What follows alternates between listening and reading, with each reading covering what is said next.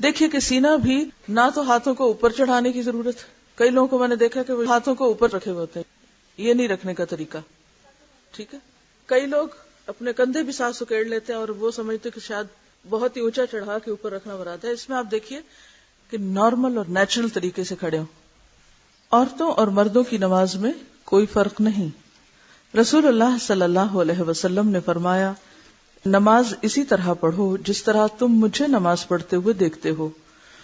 یعنی ہو بہو میرے طریقے کے مطابق سب عورتیں اور سب مرد نماز پڑھیں. سلو جمع کا صیغہ ہے, جیسے یا ایھا الذین آمنو ہوتا ہے جس میں سب شامل ہوتے ہیں.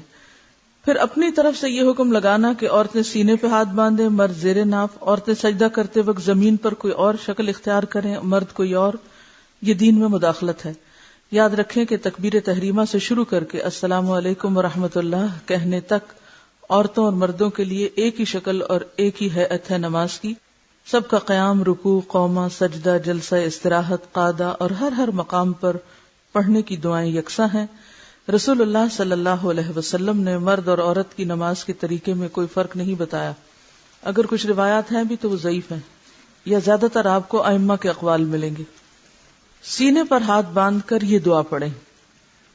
حضرت ابو ہریرہ رضی اللہ عنہ روایت کرتے ہیں کہ رسول اللہ صلی اللہ علیہ وسلم تکبیر اولیٰ اور قرات کے درمیان کچھ دیر چپ رہتے, اللہ اکبر اور سورۃ فاتحہ کے درمیان کچھ دیر چپ رہتے.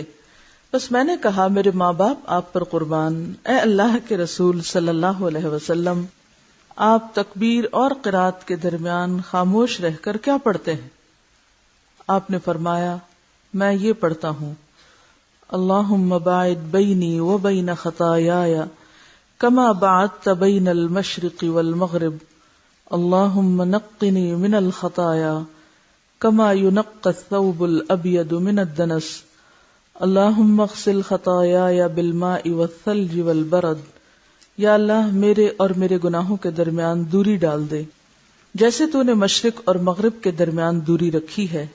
اے اللہ مجھے گناہوں سے اس طرح پاک کر جیسا کہ سفید کپڑا میل سے پاک کیا جاتا ہے.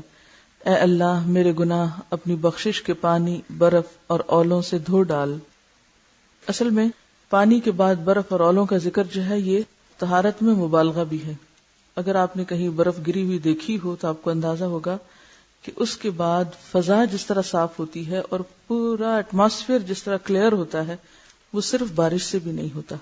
یعنی جتنی پولوشن برف باری کے بعد ختم ہوتی ہے اور جس طرح ہر طرف سفید چادر تن جاتی ہے اور رات کے وقت بھی ایسی گلیئر اٹھتی ہے اس سفید برف سے کہ یوں لگتا ہے کہ دن چڑھا ہوا ہے یا کہیں نہ کہیں تیز چاند چمک رہا ہے.